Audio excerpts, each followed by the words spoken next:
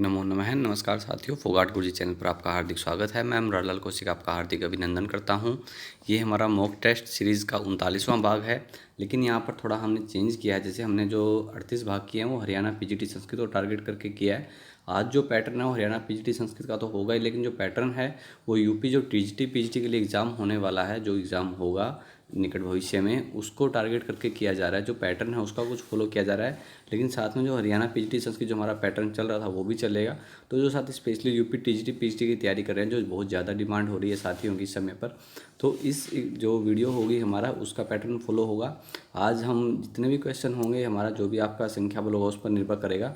इस वीडियो के अंदर आज हम 150 से 200 क्वेश्चन करने का प्रयास अगर कर पाते हैं, इतने क्वेश्चन कवर, तो उसमें हमारे जो सिलेबस है और जो एक शिक्षण शास्त्र है संस्कृत से संबंधित, जो एक भाषा शिक्षण शास्त्र है, शिक्षा शास्त्र है, वो भी हम कवर करेंगे साथ साथ इन वीडियोज़ में। तो आज के वीडियो में जो हमारा जो साथी हैं Haryana PGT Sanskrit, UP TGT PGT Sanskrit और डीएसएसबी और यूजीसी नेट, इनकी जो तैयारी कर रहे हैं साथी, उनके लिए वीडियो स्पेशली है। तो सभी साथी इस वीडियोज़ को, और जो भी एक बार सभी साथी जुड़े हुए हैं, तो जो भी आपके स्टडी रिलेटेड ग्रुप है उसमें शेयर कर दें सभी साथी इसको, जिससे कि एक पर्याप्त संख्या बल जो है यहाँ पर हमसे जुड़ सके। सभी साथी एक बार शेयर करें, आपके जो भी स्टडी रिलेटेड ग्रुप हैं उन सभी में इस वीडियो को शेयर कर दें। तो सबसे पहला क्वेश्चन है आज का हमारा, इत संख्या विधायकम सूत्रमस्ति अदर्शनम लोपः आदिरंतेन संहिता हलंत्यम और तस्य लोपः। इनमें से जो इत संख्या विधायक सूत्र कौन सा है?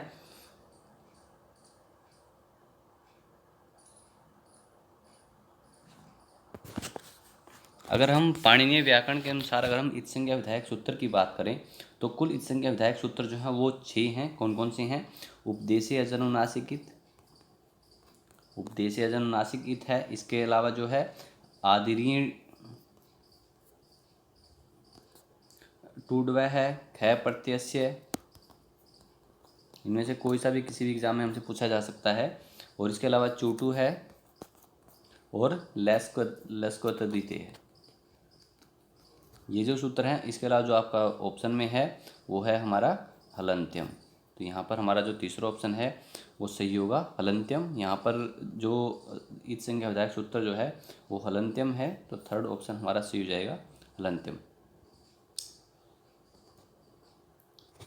हलंत्यम में जो हल और अंतिम यानी कि उपदेश अवस्था में विद्यमान अंतिम हल वर्ण की जो है वो इत संज्ञा होती है, अर्थात आगम, आदेश, प्रत्यय आदि के अंत में विद्यमान हल वर्ण की इत संज्ञा होती है। जैसे डूक्रिय है, यहाँ पर धातु के अंतिम वर्ण हलवर्ण जो है यह की इत संज्ञा हो जाएगी। नुम आगम में अंतिम हलवर्ण जो मैं है उसकी इत संज्ञा होगी। सब प्रत्यय में अंतिम हलवर्ण जो पै है उसकी इत संज्ञा हो जाती है। किससे होगी? वो हलंत्यम सूत्र से। अगला प्रश्न है, संयोग संज्ञा भविष्यति। संयोग संज्ञा होगी द्वयोः स्वरयोः मध्ये, द्वयोः व्यंजनयोः मध्ये, द्वयोः वाक्योः मध्ये या द्वयोः पदयोः मध्ये। जो स्वर संयोग संज्ञा है वो किस में होगी? दो स्वरों के बीच में,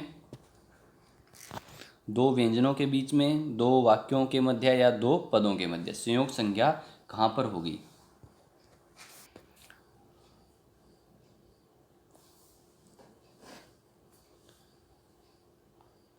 संयोग संज्ञा जो है वो कहाँ पर होगी? वो होती है हलो अनंतरः संयोग है, यानी कि दो या दो से अधिक व्यंजन वर्णों के बीच किसी भी स्वर का व्यवधान नहीं हो, तो वहाँ पर कौन सी संज्ञा होती है? हमारी संयोग संज्ञा होती है। तो यहाँ पर सेकंड ऑप्शन हमारा सही है, दो द्वयोः व्यंजनयोः मध्ये। ये अर्थार्थ अच के व्यवधान से रहित हल वर्णों को संयोग कहा जाता है। जैसे इंद्र में न, द और रै के बीच कोई स्वर नहीं है, तो वहाँ पर संयोग संज्ञा है। तो यहाँ पर हमारा सेकंड ऑप्शन सही है। प्रश्न संख्या 3 है, अधोलिखिता नाम कस्मिन पदे संहिता संज्ञा प्रयुक्ता। इनमें से किस पद में जो संहिता संज्ञा प्रयुक्त हुई है? उपेंद्र है, रामस्य, कमलम और अचल है।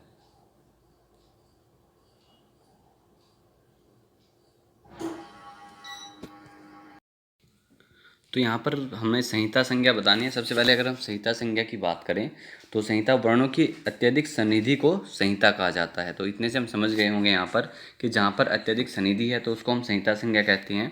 तो यहाँ पर हमारा उपेंद्र है जो है, यहाँ पर संहिता संज्ञा प्रयोग हुई है। तो यहाँ पर पहला ऑप्शन हमारा सही हो जाएगा, उपेंद्र है। कि संहिता संज्ञा किसी होती है? परः सन्निकर्ष है संहिता। वर्णों की अत्यधिक सन्निधि को संहिता कहते हैं, अर्थात वर्णों को यथासंभव वह नियमानुसार समीप लाना ही संहिता है। इसे संधि भी कहा जाता है। यहाँ सन्निकर्ष का तात्पर्य समीपता से है। कई बार हमसे पूछा था कि सन्निकर्ष क्या है, वो समीपता से है। यह समीपता ऐसी होती है कि आदि मात्रा के उच्चारण के समय से अधिक का व्यवधान नहीं होता। जब हम वर्णों को निरंतरता के साथ बिना व्यवधान के बोलते हैं वही संहिता है। तो यहाँ पर हमारा फर्स्ट ऑप्शन जो है वो सही है। संस्कृत वर्णमालायाः उच्चारण स्थानानि वर्तन्ते। संस्कृत वर्णमाला के उच्चारण स्थान हैं नव, एकादश, सप्त और पंच। जो संस्कृत वर्णमाला के उच्चारण स्थान हैं 9, 11, 7 या 5।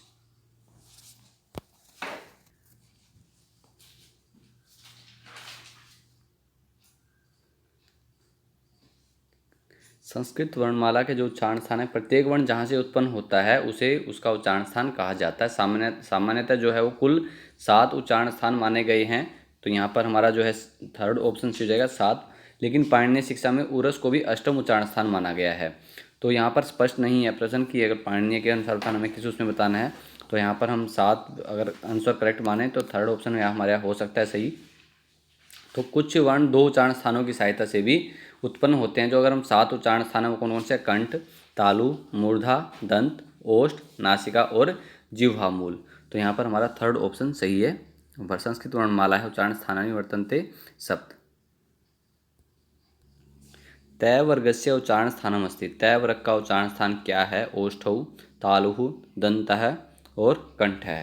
तय वर्ग का उच्चारण स्थान क्या है।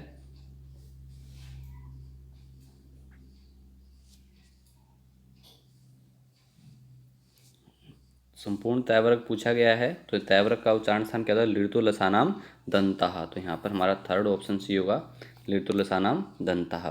री, तयवर्ग, ल और श, ठीक है, सकार जो है ये दंत्य होता है। तो यहाँ पर हमारा थर्ड ऑप्शन सी हो जाएगा, तयवर्ग का उच्चारण स्थान है दंतः। सुप्तिगंतम भवति वर्णसंज्ञम, पदसंज्ञम, संयोग संज्ञम और संहिता संज्ञम। देखो ये जो क्वेश्चन है वो मोस्ट इंपॉर्टेंट है, बेसिक क्वेश्चंस हैं। क्योंकि जैसे मैंने आपको बताया कि अब हम यूपी टीजीटी पीजीटी के लिए किया है ये कि वहाँ के पैटर्न को उठाने का, कुछ जो हरियाणा पीजीटी जो हमारी सीरीज चल रही है उसके पैटर्न को एक संयुक्त रूप से तैयार करने के लिए। तो ये क्वेश्चंस हैं जो पहले हमने बहुत बार, मैं वही कहता हूँ जो साथी तैयारी करें बहुत बार हम कवर भी कर चुके हैं बेसिक क्वेश्चंस को। लेकिन फिर भी ये मोस्ट इंपॉर्टेंट क्वेश्चन है इसलिए बार बार रिपीट होते हैं। कोई भी सीरीज हो तो हमें बेसिक से लेके ही चलना पड़ता है। तो यहाँ पर सुप्तिगंतम भवति, सुप्तिगंतम पदम वर्णसंज्ञम, पदसंज्ञम, संयोग संज्ञम और संहिता संज्ञम। तो यहाँ पर हमारा जो आंसर होगा वो होगा ऑप्शन सेकंड, सुप्तिगंतम पदम। तो इससे क्या होती है, पद संज्ञा। सुबंत और तिगंत की जो है पद संज्ञा होती है, अर्थात किसी भी शब्द को पद बनाने के लिए उसके पीछे सुप प्रत्यय या तिंग प्रत्यय, सुप या तिंग प्रत्यय का होना अत्यावश्यक है। प्रायः शब्दों से सुप प्रत्यय तथा धातुओं से तिंग प्रत्यय संयोजित करके पद बनाया जाता है। तो यहाँ पर सेकंड ऑप्शन हमारा सी होगा। विसर्गस्य उच्चारण स्थानमस्ति। विसर्ग का उच्चारण स्थान क्या है, तालुः, कंठः, कंठोष्ठौ और दंतः। तो विसर्गों का उच्चारण स्थान क्या है,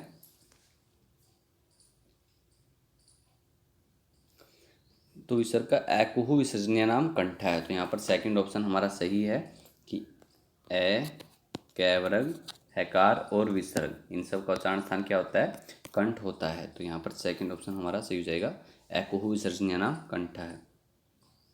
श्रवण संज्ञा भवति। श्रवण संज्ञा होती है मुख नासिक वचनोनुनासिकयोः, द्वयोः स्वरितयोः, द्वयोः अनुदातयोः या तुलास्य प्रयत्नयोः। किसकी जो है यहाँ पर श्रवण संज्ञा होती है, मुख नासिक वचनयोः, द्वयोः स्वरितयोः, द्वयोः अनुदातयोः या तुलास्य प्रयत्नयोः।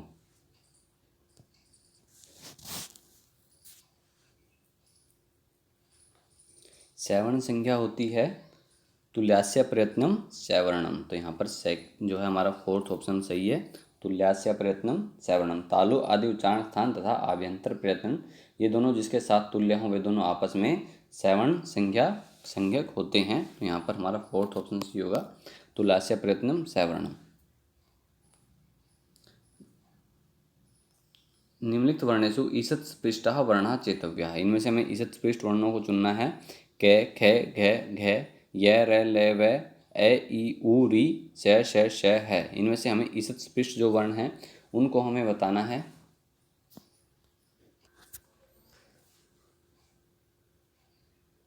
ईसत स्पृष्ट बताना है। ईसत स्पृष्ट अगर हमें पता है यतन विवेक जो हैं वो प्रयत्न या यत्न जो दो प्रकार के होते हैं, कौन कौन से हैं वो आभ्यंतर और बाह्य। अगर हम आभ्यंतर की बात करें तो वहाँ पर आभ्यंतर के 4 वेद हैं, स्पृष्ट, ईसत स्पृष्ट, विवृत और समृत। और जो बाह्य प्रयत्न है उसके 11 वेद हैं, विवार, स्वार, श्वास, नाद, घोष, अघोष, अल्पप्राण, महाप्राण, उदात, अनुदात और स्वरित। इस तरह से तो यहाँ पर ईसत स्पृष्ट हमसे पूछा गया है, तो ईसत स्पृष्ट सबसे पहले अगर हम देखें तो यहाँ पर होगा य, व, ल और ये व। तो ये यहाँ पर हमारा सेकंड ऑप्शन हो जाएगा। अगर हम स्पृष्ट की बात करें तो पांचों जो वर्ग हैं क, च, ट, त, प, उसमें स्पृष्ट होता है। विवृत जो है वो श, श, श है और 9 स्वर हैं। और समृत जो है प्रयोग दशा में हर्ष आकार मात्र होता है। तो यहाँ पर हमारा सेकंड ऑप्शन सही होगा। इस स्पृष्ट हमसे पूछा गया है तो वो है य, र, ल और व। अधोलिखितेषु यण संधि रूपम विद्यते, इनमें से जो यण संधि का रूप कौन सा है? प्रत्युपकार है, गंगोग है, मार्तंड है, विद्यालय है। इनमें से कौन सा जो है यण संधि का रूप है?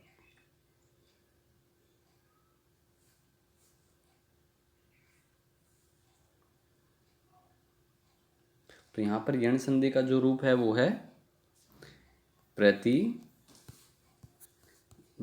उपकार है। तो यहाँ पर यण संधि होकर क्या रूप बनेगा हमारा? प्रत्युपकार है। तो फर्स्ट ऑप्शन जो, तो यहाँ पर फर्स्ट ऑप्शन जो है वो सही है, प्रत्युपकार है। यण संदेह रूपम विद्यते प्रत्युपकार है। तो यहाँ पर एक क्वेश्चन आपके लिए है, यहाँ पर गंगोग है, विद्यालय है और मार्तंड है। देखो तीनों बहुत आसान हैं, तो इन तीनों को आप बताएंगे कि किस किस संधि के रूप हैं ये, और जितना ज़्यादा बता सकते हैं वो बताएं किस संधि के रूप हैं ये।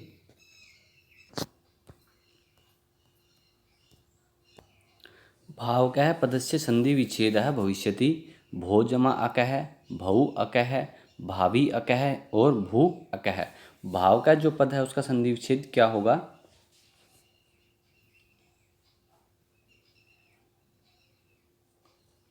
देखो कुछ साथियों को जो डाउट्स होते हैं उसके लिए मैंने स्पेशली जो संडे सेशन है अब की बार भी हमने लाइव किया है। मॉर्निंग में 10 या 11 की टाइमिंग हम रखते हैं, अब की बार 11 बजे था। तो ऐसा कुछ डाउट्स वगैरह हो साथियों कई बार, क्योंकि लाइव में साथ साथ अगर हम रिप्लाई करने लगें हर साथी का तो हमारा जो स्टडी का जो टारगेट होता है वो नहीं हो पाएगा। तो अगर ऐसा कोई भी डाउट होता है आप टेलीग्राम चैनल पर, इंस्टा पर, या आप इसके अलावा जो लाइव सेशन है हमारा संडे जो हम करते हैं डिस्कशन सेशन, उसके अंदर आप आकर सुबह मॉर्निंग में हम 11 बजे करते हैं उसको संडे को, तो आप वहाँ आकर हमसे डिस्कस कर सकते हैं। कोई भी आपका डाउट है किसी प्रकार का, हम वहाँ उसको टोटली हर प्रश्न की, वहाँ हम स्टडी नहीं करते, वहाँ हम डाउट्स ही क्लियर करते हैं एक दूसरे साथी का, क्योंकि लाइव वीडियो में ये पॉसिबल नहीं हो पाता। तो इसके लिए मैं माफ़ी चाहता हूँ कि हम लाइव वीडियो में कोई भी डाउट्स आपका जैसा भी है तो आप डाउट रखिए अपने। संडे कोशिश करते हैं आपकी बार मिलेंगे आपको 11 बजे। तो यहाँ पर भाव का जो है उसका संधि विच्छेद क्या हुआ? तो होगा भऊ अक है। तो यहाँ पर औ को आव आदेश आव होगा, तो यहाँ पर भाव का रूप बनेगा हमारा। तो सेकंड ऑप्शन यहाँ पर सही हो जाएगा हमारा। सचुत्व प्रकरणे कतिचित जनाः पदस्य संधि विच्छेद है स्यात्। कतिचित जनाः, जो कतिचित जनाः इसका संधि विच्छेद क्या होगा? कतिचित जनाः, कतिचित जना, कतिचित जनाः और कतिचित जनाः, इनमें से कौन सा जो है वो संधि विच्छेद होगा?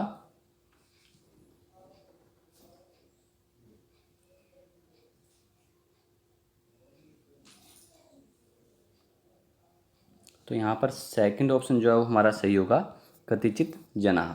सेकंड ऑप्शन यहाँ से हो जाएगा हमारा। स्टूनाष्टुः सूत्रानुसारेण अधिष्ठाता पदस्य संधि विच्छेद अस्ति। अधिष्ठाता जो है उसका संधि विच्छेद क्या होगा? अधिष्ठाता, अधिष्ठाता, अधिष्ठाता या अधिष्ठाता।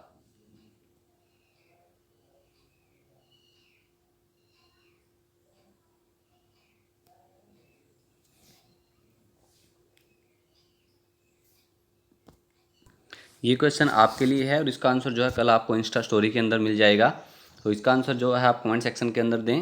अगला प्रश्न है, शंभु राजते इत्यत्र संधि पदम अस्ति। शंभुर राजते, शंभुस राजते, शंभो राजते और शंभु राजते। तो यहाँ पर इसका संधि पद क्या होगा?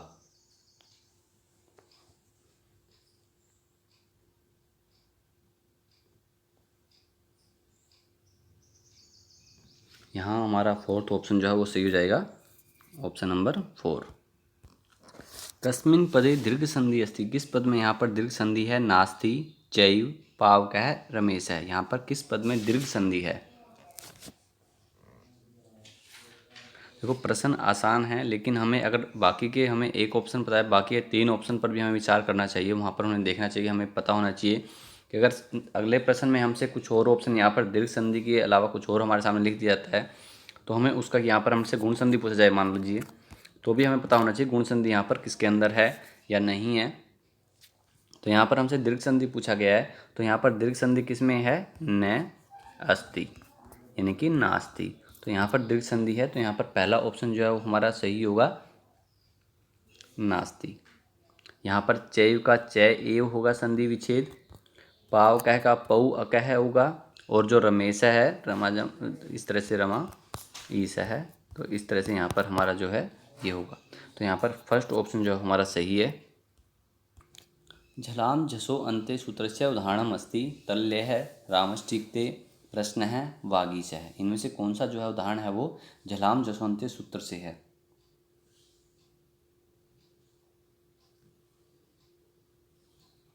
देखो ऐसा कोई सूत्र हमारे सामने आता है तो हमें सूत्र के बारे में भी हमें उसकी जो सूत्रवृत्ति है पता होनी चाहिए कि यदि पदांत में झल यानी कि वर्गों के पहला दूसरा तीसरा चौथा और श है हो तो जस यानी कि उसी वर्ग का तृतीय वर्ण हो जाता है, लेकिन आगे या तो स्वर रहे या वर्गों के तीसरा चौथा पांचवा है ये रे और ल ये हों, तो यहाँ पर हमारा कौन सा उदाहरण होगा, वागीश है, वाग ईश है।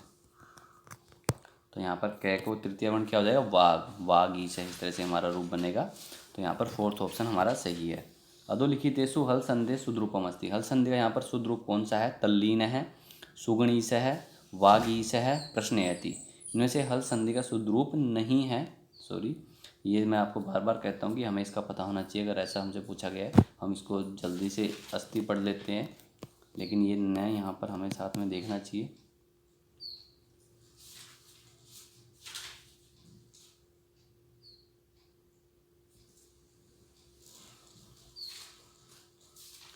तो यहाँ पर हमारा जैसे हमें पता है नहीं पूछा गया हमसे, तल्लीन है, सुगणी से है, बागी से है, ये सब क्या है, हल संधि के रूप हैं।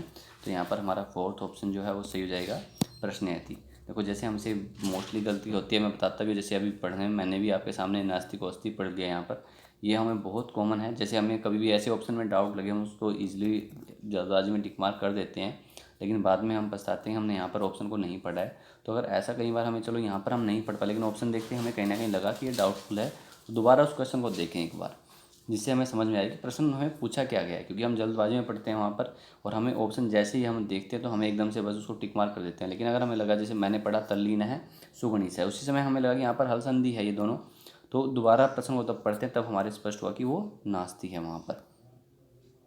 अधोलिखितेषु पररूप संधि रूपमस्ति। इनमें से पररूप संधि का कौन सा रूप है, एतावागतौ, नवोढ़ा, दध्यत्र और मनीषा। इनमें से कौन सा जो रूप है वो पररूप संधि का है, एतावागतौ, नवोढ़ा, दध्यत्र और मनीषा।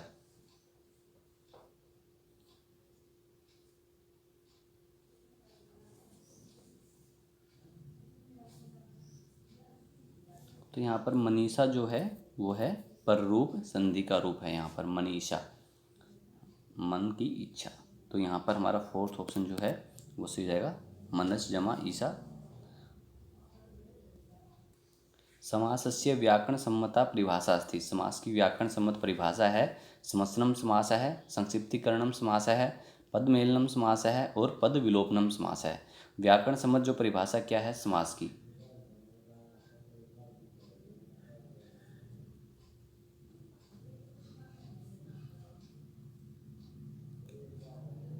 तो यहाँ पर हमारा ऑप्शन होगा समसनम इति समास है। तो पहला ऑप्शन हमारा सही जाएगा, व्याकरण सम्मत परिभाषा कौन सी है, समसनम इति समास है।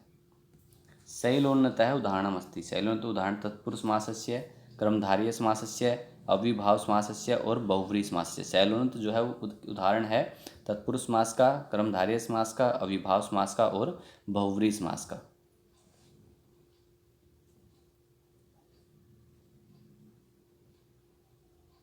अगर आपको कोई डाउट होता है आप कमेंट सेक्शन के अंदर लिख सकते हैं, जिसका हम वीडियो के एंड में आपको रिप्लाई करने का प्रयास करेंगे। इसके अलावा टेलीग्राम चैनल पर हमसे पूछ सकते हैं, या इंस्टा पर भी आप अपना क्वेश्चन जो है, कोई डाउट है, छोड़ सकते हैं वहाँ पर। और अगर आपको कोई स्पेशली अलग है तो आप जैसे संडे जो लाइव सेशन है उसके अंदर आप हमसे डिस्कस कर सकते हैं। शैलोन्नत उदाहरण है यहाँ पर किसका उदाहरण, तत्पुरुष समास का, कर्मधारय समास का, अविभाव समास का या बहुव्रीहि समास का। तो ये किसका उदाहरण है, कर्मधारय समासस्य। तो यहाँ पर दूसरा ऑप्शन हमारा सही है। शैलोन्नत किसका उदाहरण है, कर्मधारय समास का। तो यहाँ हमारा ऑप्शन था कर्मधारय समास, सेकंड ऑप्शन यहाँ हमारा सही है। अगर कर्मधारय समास की बात करें तो यहाँ क्या होता है, इसको हम समानाधिकरण तत्पुरुष भी कहते हैं। यहाँ विग्रह वाक्य में दोनों पदों में समान विभक्ति होती है, अतः इसे समानाधिकरण तत्पुरुष कहा जाता है। इसी का दूसरा नाम कर्मधारय तत्पुरुष है, समानाधिकरण है कर्मधारय। पंचानाम पात्राणाम समाहार इत्यस्य समस्त पदम अस्ति। पंचपात्र है, पंचपात्री, पंचपात्राणि और पंचपात्रम। पंचानाम पात्राणाम समाहार है, यहाँ पर इसका समस्त पद क्या होगा।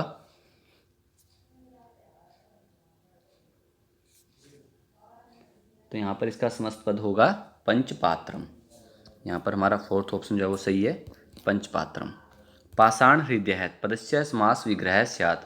पाषाण हृदय पद का समास विग्रह होगा पाषाण एव हृदय, पाषाणवत हृदयम यस्य, पाषाण एव हृदयम यस्य से और पाषाणवत हृदय। यानी कि पाषाण हृदय क्या होगा, पत्थर के समान हृदय। तो इसका विग्रह क्या होगा।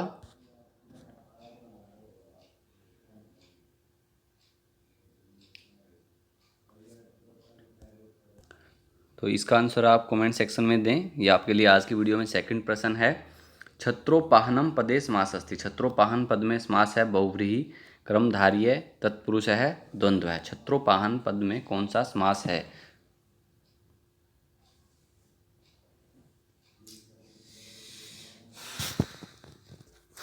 छत्रोपाहनम पदे समास अस्ति बहुव्रीहि, कर्मधारय, तत्पुरुष और द्वंद्व। तो यहाँ पर हमारा जो समास होगा वो होगा द्वंद्व समास। छत्रम च उपाहनम च, यहाँ पर इसका ये, और छत्र सु उपान है सु, इस तरह से यहाँ पर क्या हुआ, समाहार द्वंद्व समास होगा। तो यहाँ पर फोर्थ ऑप्शन सही है हमारा। कई बार हमसे समास का विग्रह लिखा होता है, कई बार मान लो यहाँ पर आपके सामने इतरेतर द्वंद्व लिखा हुआ है, यहाँ पर समाहार द्वंद्व लिखा हुआ है, तो इसमें कौन सा है, समाहार द्वंद्व समास। उपकृष्णम इत्यत्र समासोऽस्ति। उपकृष्णम यहाँ पर समास है, केवल समास है, तत्पुरुष है, अविभाव है, बहुव्रीहि।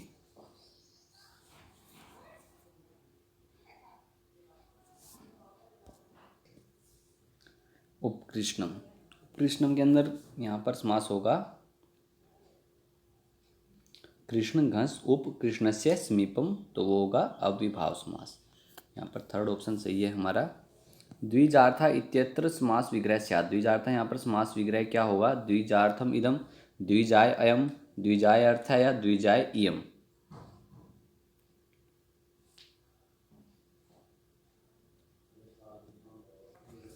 यहाँ पर समास विग्रह होगा द्विजार्था का द्विजाय इयम। फोर्थ ऑप्शन हमारा यहाँ से हो जाएगा द्विजाय इयम। अक्ष सौंडः इत्यस्य लौकिक विग्रह अस्ति। इसका लौकिक विग्रह क्या है, अक्षाणाम सौंडः, अक्षेषु सौंडः, अक्षय सौंडः या अक्षेभ्य सौंडः। अक्षौंडः इसका लौकिक विग्रह हमें बताना है यहाँ पर कौन सा होगा इन चार ऑप्शन में से।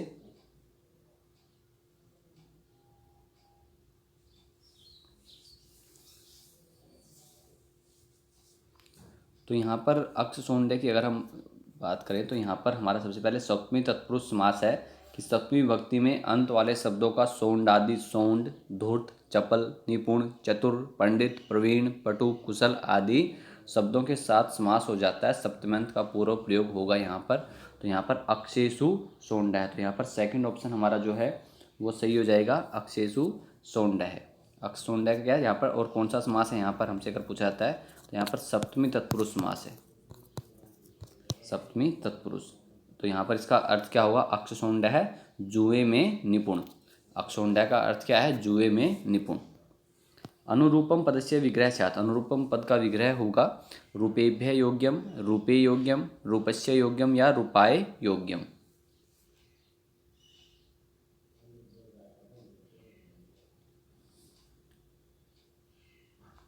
अनुरूपम पदस्य विग्रह स्यात्। अनुरूपम पद का विग्रह होगा रूपस्य योग्यम। और यहाँ पर कौन सा समास है वो आप मुझे कमेंट सेक्शन के अंदर बताएंगे। रूपस्य योग्यम अनुरूपम में कौन सा समास है। सत्वी प्रत्यांते शब्दे प्रत्ययस्य अवशिष्यते अन, अत, आन और मान। स्त्री प्रत्यांत शब्द में क्या शेष बचता है? अन, अत, आन और मान।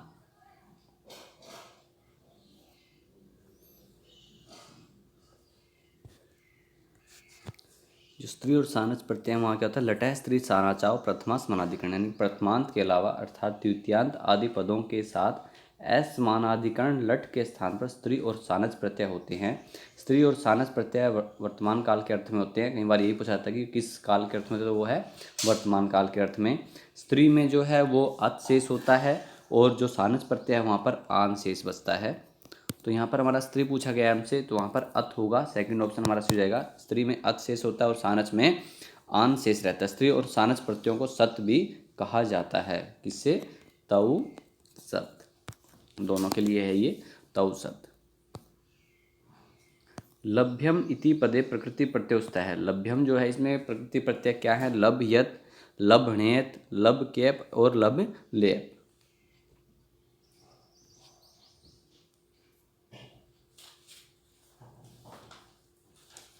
लभ्यम में प्रकृति प्रत्यय क्या है? वो है लब यत। तो यहाँ पर हमारा फर्स्ट ऑप्शन जो है वो सही है, लब और यत। धृष धातो तुमुन प्रत्ययोगेन शब्दः निष्पद्यते। दृष्टुम, दर्शितुम, दर्शितुम और द्रष्टुम। दृष धातु में तुमुन प्रत्यय के योग से क्या बनता है? दृष्टुम, दर्शितुम, दर्शितुम और द्रष्टुम।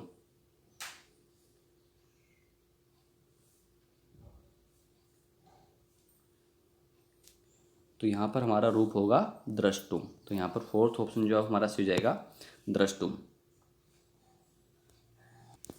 घै प्रत्यांतस्य राग है शब्दस्य व्याकरण सम्मतः अर्थो अस्ति। कि घै प्रत्यांत जो राग शब्द है, देखो सबसे पहले तो हमें यहीं पर हमारा प्रश्न बन जाता है कि राग है में क्या है? घै प्रत्यय है, रंज धातु है यहाँ पर शब्द से व्याकरण सम्मत अर्थ क्या है? रंजन द्रव्यम, रंजनीयम वस्त्रम, रंजितम और आसक्ति ही। यहाँ पर इसका अर्थ क्या है राग शब्द का?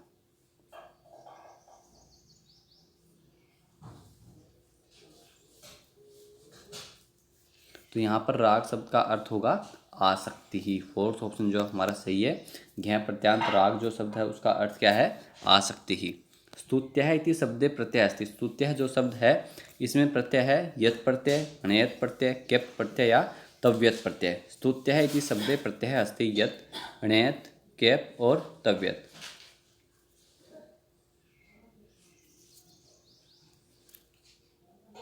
और साथियों अगर आप इस सीरीज़ को जो यूपी टीजीटी पीटी के लिए जो एक डिस्क्रिप्टिव वीडियो जो आप चाहते हैं तो उसके लिए आप लोग ज़्यादा से ज़्यादा संख्या को जोड़ें। टेलीग्राम चैनल का लिंक जो है आपको हर वीडियोज़ के डिस्क्रिप्शन में मिल जाएगा। उसके अलावा आप मुझे इंस्टा पर भी फॉलो कर सकते हैं, उसके लिंक जो है डिस्क्रिप्शन में अवेलेबल हैं। और टेलीग्राम चैनल पर सभी साथी ज्वाइन कर लें। जो टेलीग्राम को नहीं ज्वाइन कर पा रहे हैं वो व्हाट्सएप ग्रुप से ज्वाइन कर सकते हैं, लेकिन मेनली जो है आप टेलीग्राम चैनल से ज्वाइन करें, क्योंकि जो भी एग्ज़ाम रिलेटेड कोई भी इन्फॉर्मेशन होती है किसी प्रकार की वो टेलीग्राम पर टाइमली शेयर कर ली जाती है सभी साथियों के साथ में। तो टेलीग्राम को सभी साथी जो है वो ज्वाइन कर लें। किसी को कोई समस्या है ज्वाइन करने में लिंक से तो वो कमेंट सेक्शन के अंदर बता सकता है, उसकी प्रॉब्लम को जो जरूर ट्रबल शूट किया जाएगा। तो यहाँ पर हमारा प्रश्न संख्या 32 का आंसर होगा। यहाँ पर स्तुत्य के अंदर हमारा कैप प्रत्यय है। तीसरा ऑप्शन यहाँ पर हमारा सही है। स्तुत्य में कौन सा प्रत्यय है? कैप प्रत्यय है। तल प्रत्यांतम पदमस्ति। इनमें से कौन सा जो है तल प्रत्यांत शब्द है? गंता, बंधुता, पठिता और हसीता। इनमें से कौन सा जो तल प्रत्यांत पद है?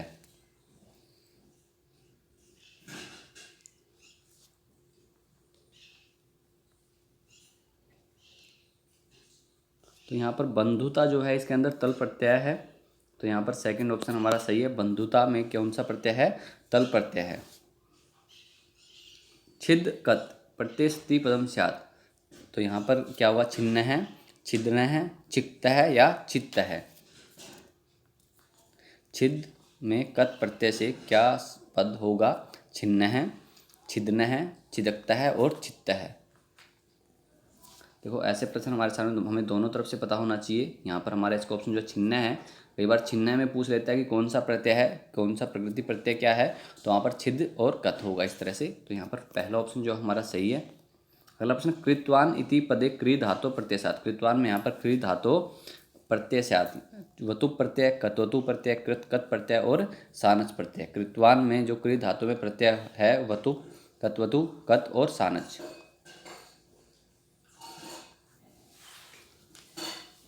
कृतवान इति पदे कृ धातु प्रत्यय, यहाँ पर कौन सा प्रत्यय है वो है कत्वतु प्रत्यय। तो यहाँ पर सेकंड ऑप्शन हमारा सही होगा। कृतवान में कृ धातु है और कत्वतु प्रत्यय है। ऐसे प्रश्नों को ध्यान से देखें। प्रश्न देखने में आसान, लेकिन कहीं एग्जाम में हम कंफ्यूज हो जाते हैं, कहीं ना कहीं गलत हम टिक मार्क कर बैठते हैं। तो यही ऐसे ही प्रश्न पूछे जाने वाले हैं यूपी टीजीटी पीजीटी एग्जाम के अंदर, जो हमें देखने में बहुत बेसिक लगेंगे, बहुत इजी लगते हैं हमें, लेकिन फिर भी कहीं ना कहीं हम वहीं पर गलती, क्योंकि मेरिट जो है वो बहुत हाई जाने वाली है वहाँ पर, आपको पता है जिस हिसाब से। तो इसलिए हमारी जो है वो, हमें जो बेसिक है कंसेप्ट हमारा, वो बिल्कुल क्लियर होना चाहिए। अधोलिखितेषु कस्मिन् पदे कत प्रत्यय प्रयोग है न कृतः है। इनमें से किस पद में कत प्रत्यय का प्रयोग नहीं हुआ है? भुग्नः, शुष्कः, पक्वः और अभूत। इनमें से किसमें कत प्रत्यय नहीं है? न कृतः है।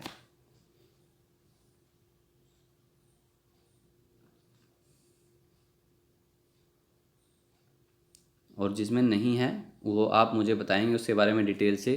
तो यहाँ पर हमारा ऑप्शन है फोर्थ, अभूत। बाकी सब में यहाँ पर कत प्रत्यय है, लेकिन अभूत में नहीं है। ये कहाँ पर बनता है? धातु रूप बनता है। कहाँ बनता है, किस प्रत्यय में, किस में होता है, वो आप मुझे बताएं। पितृ शब्द से द्वितीय बहुवचनम चिन्हित। पितृ शब्द का द्वितीय जो बहुवचन हमें यहाँ पर बताना है, पित्रान, पितृन, पितृन, पित्रहा। इनमें से कौन सा जो है पितृ शब्द का द्वितीय में बहुवचन में होगा? पित्रान, पितृन, पितृन और पित्रहा।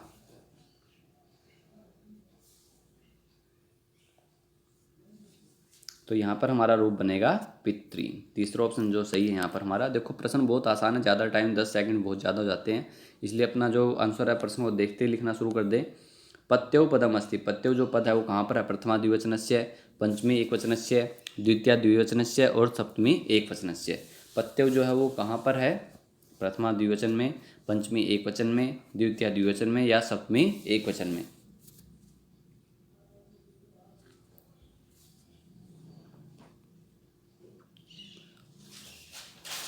तो ये प्रत्यय जो होगा वह सप्तमी एकवचन। यहाँ पर फोर्थ ऑप्शन हमारा सही हो जाएगा, सप्तमी एकवचन। भूभृत शब्द से द्वितीय बहुवचनम अस्ति। भूभृत शब्द का द्वितीय बहुवचन क्या है? भूभृतः, भूभृतान, भूभृतः और भूभृते। भूभृत शब्द का द्वितीय बहुवचन है भूभृतः, भूभृतान, भूभृतः और भूभृते।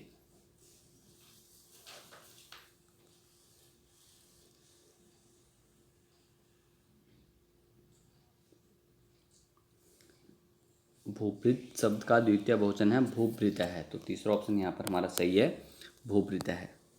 शब्देषु आत्मनः पदम अस्ति। प्रथमा एकवचनस्य। आत्मनः जो कहाँ पर है? प्रथमा एकवचन, पंचमी एकवचनस्य, प्रथमा बहुवचनस्य या षष्ठी द्विवचनस्य। देखो ये जो शब्द रूप धातु रूप हमसे पूछे जा रहे हैं, जो इस वीडियो में हमने रखे हैं, वो मोस्ट इंपॉर्टेंट है। वो हमें एक नहीं, हमें खाली आत्मनय का नहीं, हमें पूरे शब्द रूप का ज्ञान होना चाहिए, पूरे धातु रूप का ज्ञान होना चाहिए कि कौन सा हमारा शब्द रूप कहाँ बनेगा, कौन सा धातु रूप कहाँ, किस विभक्ति में, किस वचन में, कहाँ पर होगा। क्योंकि उनमें से कोई भी किसी भी ऑप्शन को रखा जा सकता है। यहाँ हम आपको सातों तो विभक्तियाँ तो नहीं पूछ सकते, तो एक दो हम मोस्ट इंपॉर्टेंट रखने का प्रयास करेंगे हर वीडियो में। तो इसलिए जो भी आप शब्द रूप या धातु रूप वीडियो में प्रयोग किए जा रहे हैं, आप उनको कंप्लीट देखें एक बार। तो आत्मनः कहाँ पर होगा?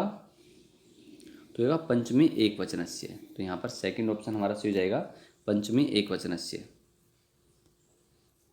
धेनु शब्द से तृतीय एकवचनम अस्ति। धेनु शब्द का तृतीय में एकवचन में क्या होगा? धेनुना, धेनवा, धेनवई और धेनुबी।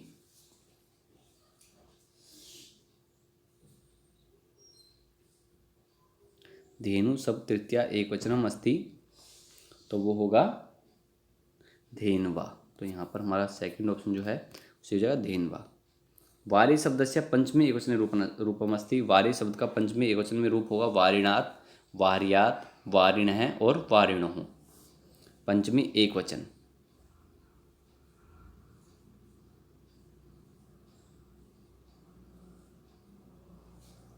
तो यहाँ पर होगा वारिणः। तो यहाँ पर तीसरा ऑप्शन हमारा सही हो जाएगा, वारिणः।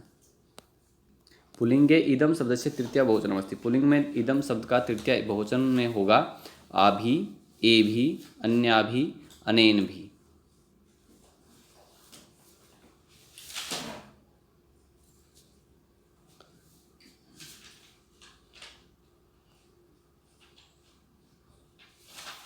तो यहाँ पर इदम का तृतीया बहुवचन में होगा ए भी। यहाँ पर सेकंड ऑप्शन हमारा सही हो जाएगा ए भी। जगति शब्दरूपम स्यात्, जगति शब्दरूप होगा पंचमी एकवचनस्य, सप्तमी एकवचनस्य, चतुर्थी एकवचनस्य और षष्ठी बहुवचनस्य। जगति,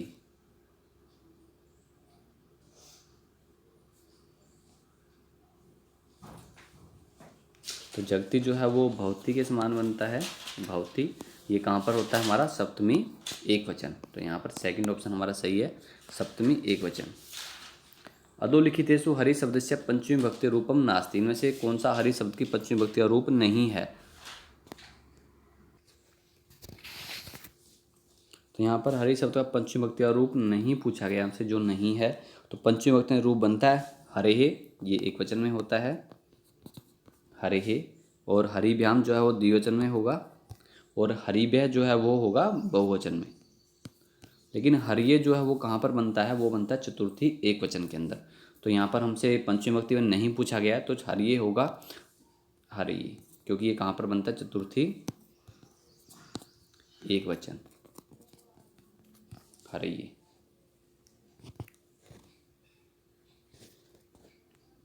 इख धातोः लोट लकारस्य अन्य पुरुषे एकवचनम् अस्ति। इख धातु के लोट लकार के अन्य पुरुष एकवचन होगा इखन्तु, इख्यन्तु, इच्छन्तु या इच्छन्तु।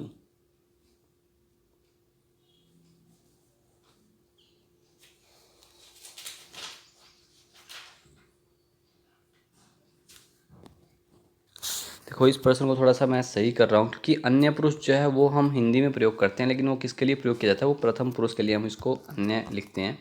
तो यहाँ पर हमें प्रथम पुरुष जो है, प्रथम पुरुष का एक वचन हमें यहाँ पर बताना है। तो यहाँ पर हम कौन सा रूप होगा हमारा? इष्यन्तु, एष्यन्तु, इच्छन्तु और एच्छन्तु।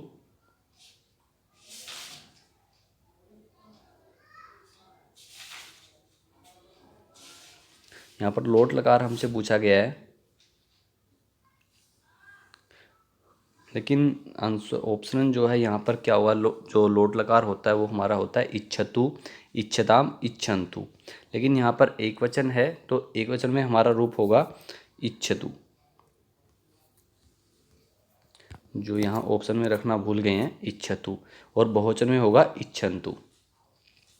तो इच्छतु, इच्छताम, इच्छन्तु, इच्छतम, इच्छत, इच्छानि, इच्छा, इच्छाम। इस तरह से जो है ईख धातु जो है इसके चलते हैं रूप। ईख का धातु का अर्थ होता है इच्छा करना, लोट लकार के अंदर अन्य पुरुष एक वचन। यहाँ पर इसको थोड़ा सा ये हिंदी के हिसाब से टाइप हो गया अन्य पुरुष। अगला प्रश्न है हमारा, त्यज धातु लिट लकारे मध्यम पुरुष एक वचनम अस्ति। त्यज धातु के लिट लकार के मध्यम पुरुष में द्विवचन में होगा,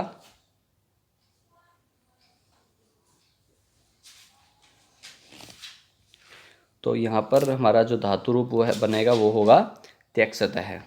तो सेकंड ऑप्शन यहाँ हमारा सोचेगा त्यक्सतः। दा धातो विधिलिंग लकार मध्यम पुरुषस्य बहुवचनम अस्ति। दध्यात्, ददेत, ददेध्वम, दध्यात्।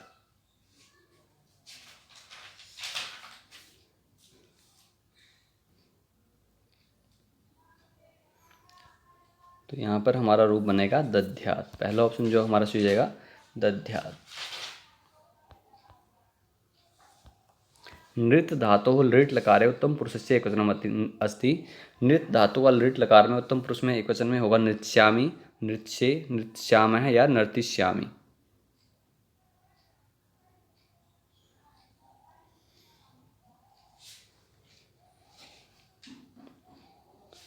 तो यहाँ पर हमारा धातु रूप होगा नर्तिष्यामि। फोर्थ ऑप्शन जो है वो सही हो जाएगा नर्तिष्यामि। क्री धातु लोट लकारे उत्तम पुरुष एक वचनम अस्ति। क्री धातु के लोट लकार में उत्तम पुरुष में एक वचन में होगा करवाणी, क्रीवाणी, क्रीवाणी और करवाणी।